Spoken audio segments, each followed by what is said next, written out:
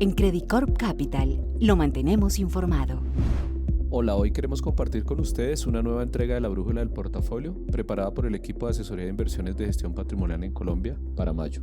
Comenzamos con un contexto sobre los principales temas de coyuntura global. El primero, la inflación persistente con factores de oferta que no se desvanecen. Por ejemplo, en Estados Unidos durante abril este indicador se redujo de 8,5% a 8,3%, pero se mantiene en máximos de más de 4 décadas, mientras que a nivel global los precios de gas y carbón suben más de 110% en lo corrido del año y alimentos como maíz o trigo suben cerca de 40%. Esto en gran medida a consecuencia del conflicto entre Rusia y Ucrania, que no parece tener un final próximo, aunque también hay que atribuirle parte a la transición energética global. A esto, adicionalmente, se le suma el impacto sobre los productos manufacturados ante las restricciones de movilidad en China por los brotes de COVID-19 en regiones importantes, mientras que el país mantiene una política de cero tolerancia al virus. Bajo este escenario, la posibilidad de que la inflación en las economías desarrolladas regrese al 2% tomará hasta el año 2024, aunque el primer indicador alentador será que se alcance el pico, como parece haber ocurrido en Estados Unidos. El segundo aspecto tiene que ver con los temores de recesión. El crecimiento económico de Estados Unidos se ubicó en menos 1,4% anualizado durante el primer trimestre de 2022, pero frente al primer trimestre de 2021, como se utiliza en Colombia, el registro fue de 3,6% positivo. Según las proyecciones del Fondo Monetario Internacional publicadas en abril, la principal economía del mundo crecerá 3,7% este año y 2,25% en 2023, un nivel alentador frente al promedio anual de 2,36% en los 5 años previos a la pandemia. En cuanto a la expectativa de crecimiento global, este será de 3,6% tanto en 2022 como en 2023, superior al 2,9% registrado en los 5 años previos a la pandemia. Aquí la gran duda es el motor económico global de décadas recientes. Se estima que China crecerá 4,4% en 2022 y 5,1% en 2023, a pesar de que el gobierno del gigante asiático mantiene una meta de 5,5% para este año.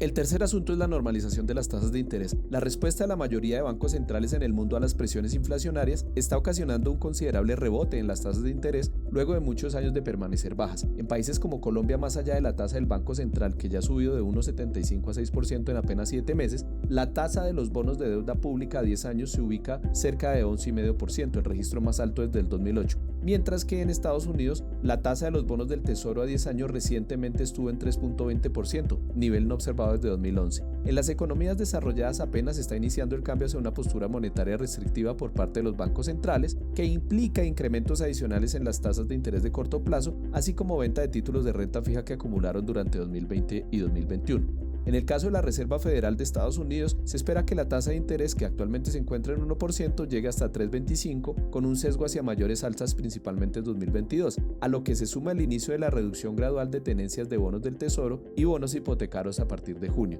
De hecho, actualmente, la deuda pública de las economías desarrolladas con plazos al vencimiento de 2 años hacia adelante exhiben tasas de interés positivas, mientras que a mediados de 2021 era común ver la deuda pública de la mayoría de países europeos y de Japón con bonos soberanos hasta 10 años con tasas de interés negativas. Pasando a los mercados, la pregunta es si es momento de protegerse o de aprovechar oportunidades. Aunque nos encontramos en medio de una fuerte incertidumbre por los factores ya mencionados, siempre vale la pena considerar si el vaso está medio lleno o medio vacío. Lo que nos ha enseñado la historia es que los momentos críticos son seguidos de recuperaciones considerables. Sin ir muy lejos, basta con mirar lo que sucedió en 2020 con la llegada de la pandemia.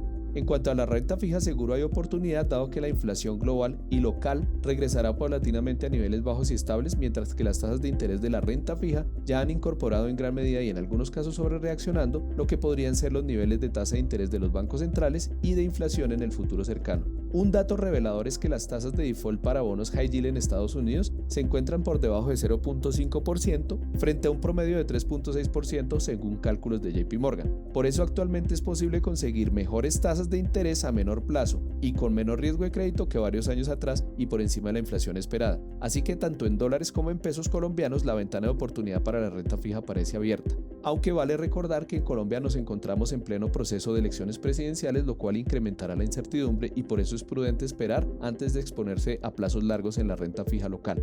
Por el lado de la renta variable, un dato interesante es que la razón precio-utilidades del índice Standard & Poor's 500 se encuentra cerca del promedio de los últimos 25 años, que es de 16,9 veces, lo que significa que luego de esta corrección que alcanzó casi 18% hace unos días, las acciones no lucen caras. Incluso las acciones tipo growth o crecimiento ya se encuentran por debajo de su promedio en este mismo indicador. No obstante, sin desconocer que ha aumentado la probabilidad de recesión, siempre vale la pena tener exposición a este tipo de activo en proporciones adecuadas al perfil de riesgo individual. De hecho, con datos anuales desde 1980, el índice Standard & Poor's 500 ha registrado 14 veces caídas superiores al 17% dentro del mismo año, pero en 6 de esos casos el año completo ha exhibido rentabilidades positivas y solamente en 2 ocasiones, es decir, el 14% de las veces, la rentabilidad ha cerrado ese año con caídas superiores al 20%, lo que significa que con las correcciones actuales comienzan a abrirse oportunidades de entrada. A esto hay que sumarle que regiones como Latinoamérica se benefician de altos precios de los commodities e incluso de la desglobalización que viene en proceso y que sin duda se está acelerando con la pandemia y el conflicto entre Rusia y Ucrania. En Colombia el panorama económico sigue atractivo con una expectativa de crecimiento cercana a 6% este año, pero la cautela es importante durante el proceso electoral. Gracias por su atención. El mensaje final es no dejarse llevar por las emociones, mantener la disciplina y ser consciente del costo de recuperarse al vender en momentos de alta volatilidad. Los invito a mantenerse en contacto con su asesor en Credicor Capital, quien está siempre dispuesto a acompañarlo en el seguimiento de su portafolio.